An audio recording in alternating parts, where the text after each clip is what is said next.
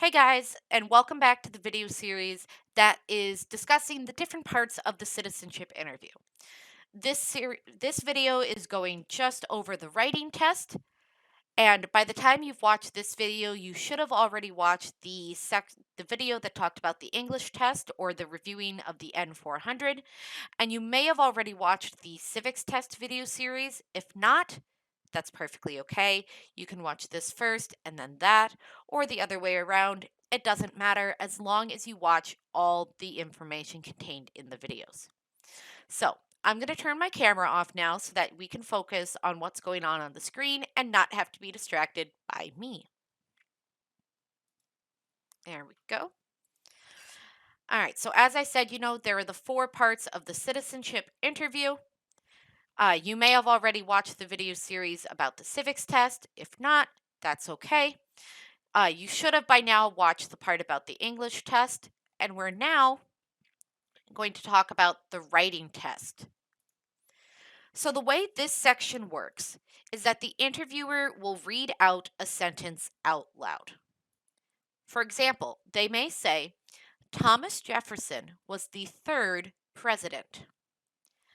After the interviewer reads out the sentence, you will write down the sentence that they said. So you'll have to write the sentence from what you hear them say. You have three chances to write the sentence correctly. If you write the sentence correctly the first time, then the test ends. If you mess up the first time, that's okay because you have three chances to get it right. Okay, so let's do some practice writing. We're going to first practice writing some sentences together. So, how this is going to work is I will put a sentence on the screen, and then I want you to take some time to write it down. After you've written down the sentence, I'll show you my written sentence for comparison so you can see what the sentence looks like when it's written out correctly. And so we're going to do this together and we're going to practice many times, okay? So, as a reminder, I'm going to put the sentence on the screen and then I'm going to leave you time to go ahead and write the sentence on the sheet that's provided to you, okay? So, here's the first sentence President's Day is in February. Go ahead and write that sentence now on the sheet provided to you under the writing together section.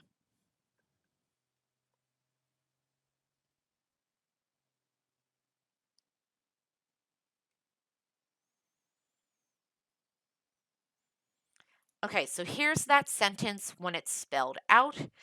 Uh, see, President's Day is in February. Notice that the S and the apostrophe in President's Day, the apostrophe comes after the S. This is important because they do want you to get this right with the S apostrophe.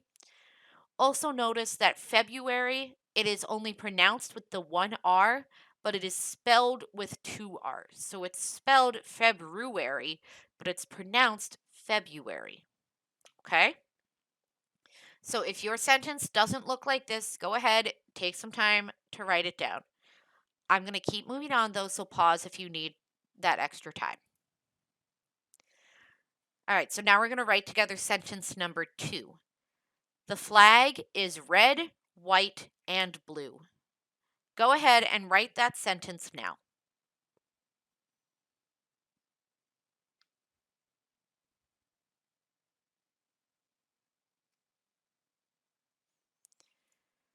So here's the sentence when it's written out. You can see I accidentally messed up here, but so the flag is red, white, and blue. Take some time to write it again if you'd like some more practice. Sentence number 3. The capital of the United States is Washington, D.C. Go ahead and write that sentence out now.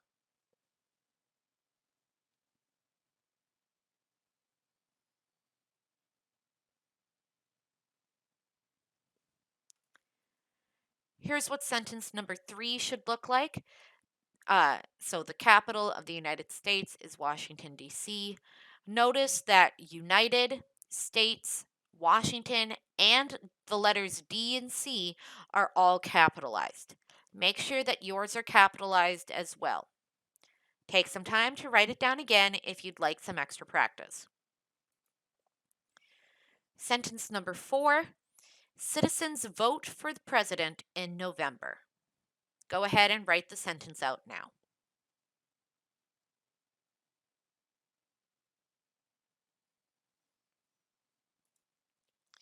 All right, so here is that sentence written out. Notice that president and November are capitalized. Sentence 5. We have 100 senators. Go ahead and write the sentence out now.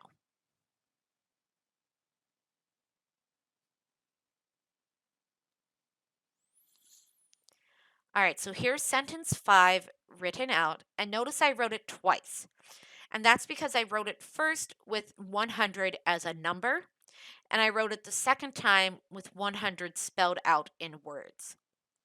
Now, when it comes to the numbers, either way is correct. You are allowed to either write out the number in words or you can write the actual number. Either is correct and both will be accepted. Pick whichever way is the easiest for you when it comes to writing. I recommend writing the number, but that's just me. And finally, we have sentence number 6. Freedom of speech is a right. Go ahead and write that sentence now.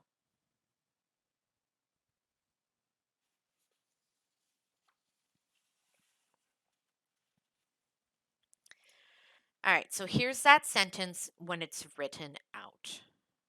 Okay.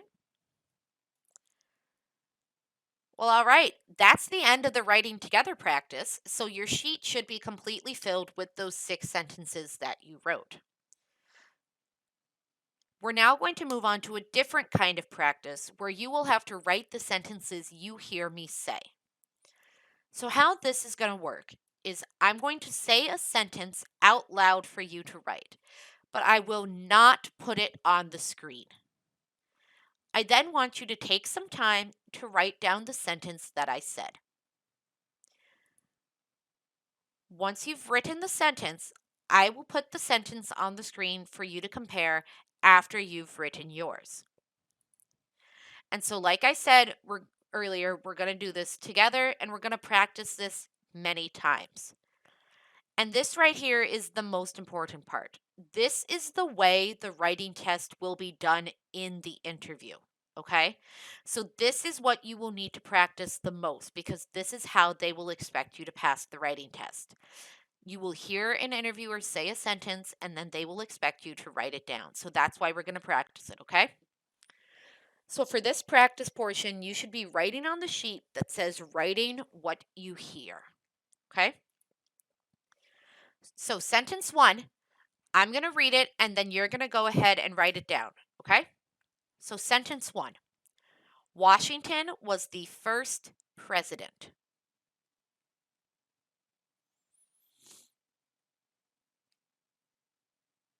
I'll repeat that sentence now in case you need it. Washington was the first president.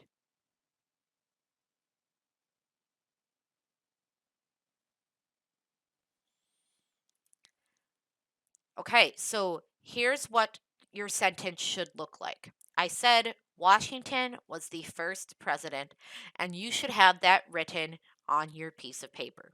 Okay? If you didn't get it right, that's okay. Write it down correctly now, and we still have 5 more sentences to go, so you can still get plenty of practice. So, moving on to sentence 2. The Statue of Liberty is in New York.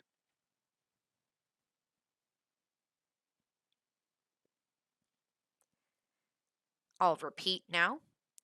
The Statue of Liberty is in New York.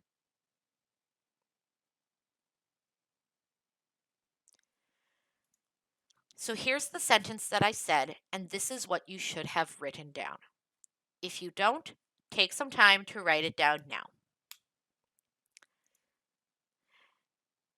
If at any time, I just want to say this, that you think I'm going too fast or you don't understand what's going on, please feel free to pause the video or rewind to rewatch any section.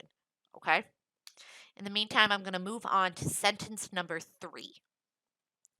The president lives in the White House.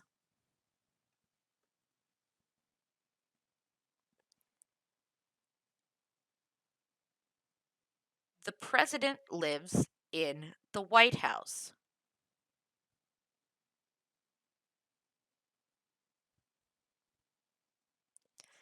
All right, so here's the sentence that I said, and this is what you should have written down.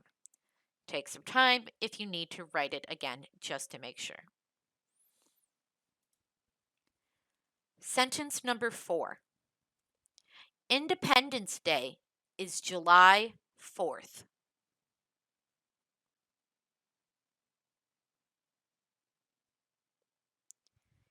Independence Day is July 4.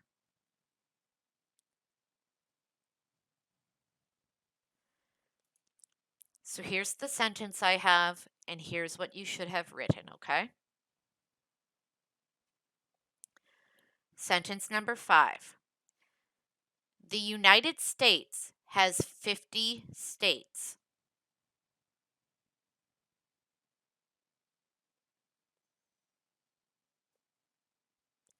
The United States has 50 states.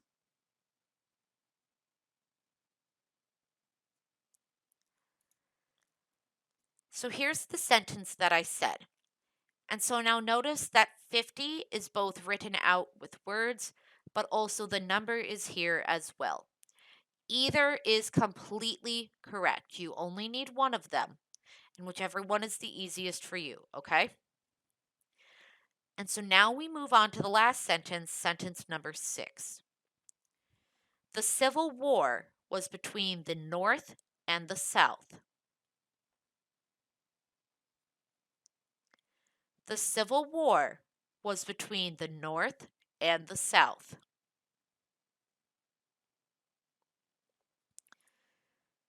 So here's the sentence that I said. And so notice that Civil War, North, and South are all capitalized. Make sure that yours are capitalized as well. Okay, well, that's it. That's the end of this video. And so I hope this video has helped you to understand what will be expected of you on the writing test and helped you to begin in your preparation. Please feel free to go back over the video if you need or want some more writing practice. And as always, if you have any questions at all, please call the Columbus Junction Public Library at 319 728 7972. If you'd prefer to email, you can email Mandy Grimm, who is the library director, at this email address right here. Or if you would prefer, you can always stop in person during any hours that the library is open. We would be happy to assist you with any questions or any preparation needs that you might have. All right, so like I said, that's the end of this video. So I will see you all soon in the next video, which is going to discuss the reading test. Bye, guys.